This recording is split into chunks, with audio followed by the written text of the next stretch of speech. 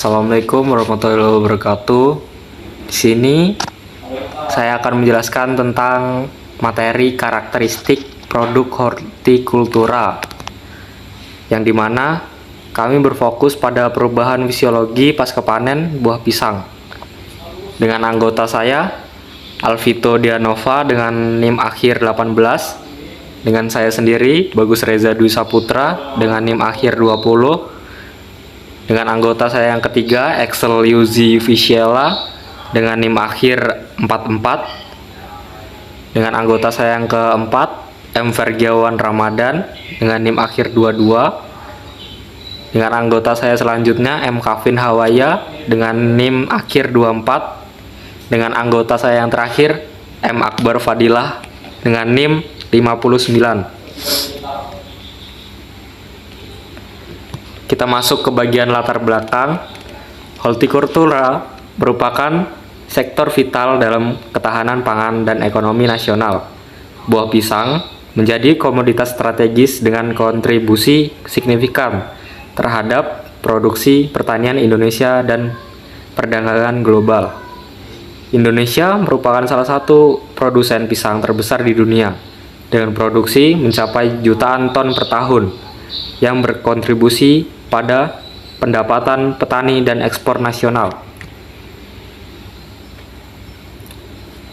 Latar belakang manajemen pasca panen buah pisang. Pisang mudah mengalami kerusakan pasca panen akibat aktivitas fisiologi yang tetap aktif setelah dipanen. Kerugian ekonomi signifikan terjadi akibat penurunan kualitas selama proses distribusi dan penyimpanan. Diperlukan optimalisasi penanganan pasca panen untuk memperpanjang masa simpan dan mempertahankan nilai jual produk. Karakteristik umum produk hortikultura.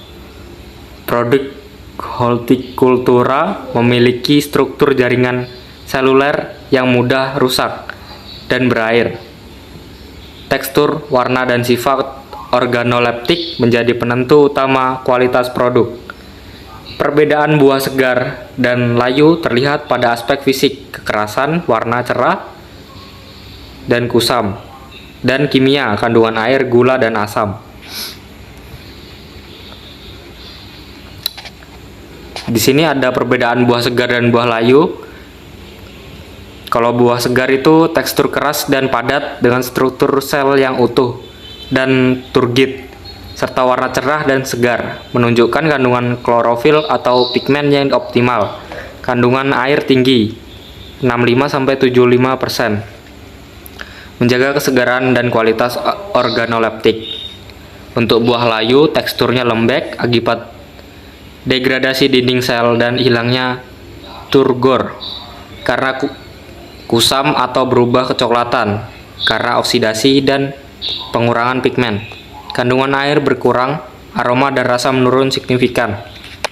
Selanjutnya akan dijelaskan oleh teman saya. Di sini saya akan melanjutkan pembahasan tentang karakteristik khusus pada buah pisang. Ada 3, yaitu buah klimaterik, kandungan air, dan perubahan warna. Yang pertama ada proses respirasi pasca panen. Respirasi merupakan proses metabolisme utama yang terus berlangsung setelah panen pada buah pisang sebagai buah klimaterik. Respirasi klimaterik ditandai dengan peningkatan konsumsi O2 dan produksi CO2 yang mempengaruhi kecepatan pematangan dan kerusakan buah. Yang kedua adalah produksi etilen dan perannya pada pematangan. Etilen adalah hormon gas yang berperan sebagai pemicu utama pematangan buah pisang. Produksi etilen meningkat pesat pada fase klimaterik. Etilen mengatur aktivitas enzim pemecah dinding sel dan memicu perubahan warna dari hijau ke kuning. Pengendalian etilen menjadi kunci memperpanjang masa simpan. Selanjutnya ada perubahan warna buah pisang pasca panen. Perubahan warna kulit pisang dari hijau ke kuning disebabkan oleh penguraian klorofil dan sintesis pigmen karotenoid. Tingkat kematangan buah dapat diidentifikasi melalui perubahan warna. Faktor pencahayaan dan suhu turut mempengaruhi kecepatan perubahan warna selama penyimpanan. Selanjutnya ada aktivitas enzim. Enzim pektinase dan amilase berperan penting dalam proses pematangan buah pisang. Pektinase memecah pektin pada dinding sel sehingga tekstur buah menjadi lunak, sementara amilase mengubah pati menjadi gula sederhana. Enzim polifenol oksidase menyebabkan reaksi pencoklatan enzimatik ketika jaringan buah terpapar oksigen yang mempengaruhi penampilan dan kualitas. Dampak perubahan fisiologi terhadap kualitas buah pisang. Penurunan kekerasan dan tekstur akibat pelunakan jaringan selama pematangan. Perubahan rasa dan aroma dihasilkan dari aktivitas enzimatik dan metabolisme gula. Risiko kerusakan fisik dan pembusukan meningkat seiring dengan perlunakan jaringan. Kualitas organoleptik menurun drastis pada fase overripe, mempengaruhi penerimaan konsumen. Selanjutnya ada dampak terhadap daya simpan dan nilai gizi. Perubahan fisiologis pasca panen berdampak signifikan pada masa simpan dan kandungan nutrisi buah pisang. Masa simpan pendek akibat peningkatan respirasi dan aktivitas mikroba. Penurunan vitamin C dan nutrisi sensitif lainnya terjadi selama penyimpanan. Lalu ada dampak ekonomis dari perubahan pasca panen. Perubahan fisiologi pasca panen buah pisang berdampak signifikasi terhadap ekonomi. Kerugian akibat pembusukan dan penurunan kualitas selama distribusi dapat mencapai 30-40% dari total produksi. Harga pasar sangat dipengaruhi oleh kondisi fisik dan kematangan buah. Manajemen pasca panen yang optimal menjadi kunci untuk memaksimalkan keuntungan dan mengurangi food loss. Saya akan menjelaskan tentang strategi pendinginan. Pendinginan cepat setelah panen sangat penting untuk menurunkan laju respirasi dan menghambat pertumbuhan mikroba pada buah pisang. Suhu ideal penyimpanan pisang hijau adalah 13-14 derajat Celcius, sedangkan pisang matang 12-13 derajat Celcius. Cold chain logistik memastikan kualitas terjaga. Selanjutnya, ada penggunaan bahan kimia untuk memperlambat pematangan. 1 MCP 1 methyliclopropene menghambat reseptor etilen, mencegah pematangan prematur, fungisida dan antimikroba, mencegah pembusukan pasca panen. Pertimbangan keamanan dan regulasi penggunaan bahan kimia sangat penting. Dosis yang tepat dan sertifikasi keamanan pangan harus dipatuhi untuk menjamin kualitas produk. Selanjutnya yaitu ada teknik penyimpanan dan metode pengemasan.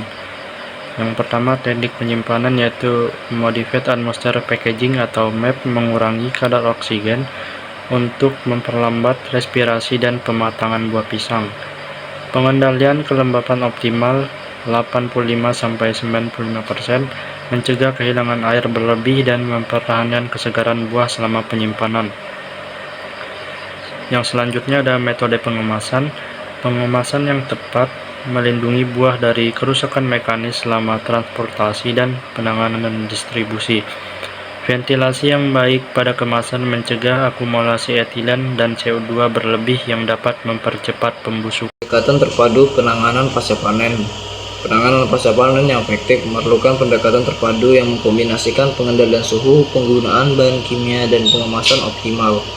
Pelatihan petani dan pelaku rantai pasok sangat penting untuk penanganan yang konsisten dan berkualitas. Kesimpulannya, memahami karakteristik dan fisiologi pasca panen buah pisang sangat penting untuk menjaga kualitas, nilai ekonomi produk hortikultura. Perubahan fisiologi berdampak signifikan pada mutu, daya simpan, keuntungan. Strategi penanganan pasca panen yang efektif menjadi kunci suatu keberhasilan. Dan ini referensi yang kami gunakan untuk menyusun dari PPT ini.